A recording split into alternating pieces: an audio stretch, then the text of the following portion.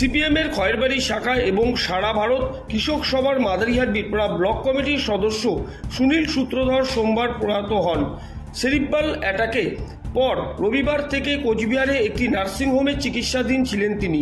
ব্রাহ্মণ জমানায় একটানা 15 বছর খয়েরবাড়ি গ্রাম পঞ্চায়েতের সদস্য ছিলেন তিনি।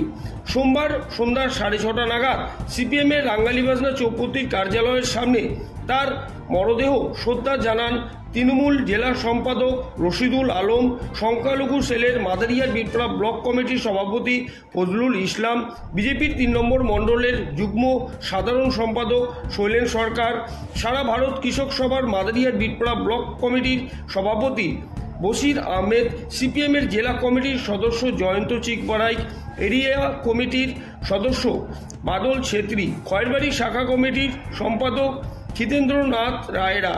এই প্রসঙ্গে কি বলছেন সারা ভারত কৃষক সভার মাদারিহাট বিটপাড়া ব্লক কমিটির সভাপতি বশির আহমেদ, শুনে নেওয়া যাক। 1985 সাল থেকে পার্টি সদস্য এবং 1977 আগে থেকেও পার্টিতে ছিলেন। 77-এর পরে পঞ্চায়েত তিনবার টার্ম খয়েরবাড়ি গ্রাম পঞ্চায়েতের পঞ্চায়েত ছিল এবং বিভিন্ন দপ্তরের মধ্যে কাজ করেছে।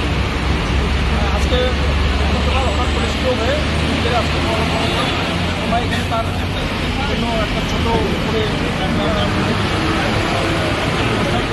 যাতে সমস্ত বিজেপি তৃণমূল বিভিন্ন পার্টির সমস্ত সব মিলেই আমরা আগে আসলে। আচ্ছা, উনি প্রয়াত হলেন কি মানে হঠাৎ কি হয়েছিল? বর্তমানে কোন পোস্টে রয়েছেন উনি, মানে ছিলেন মৃত্যু পর্যন্ত? পার্টি সদস্য এবং খয়েরবাড়ি শাখার পার্টি সদস্য এবং ব্লক কৃষক সভার মেম্বার। আপনার পরিচয়?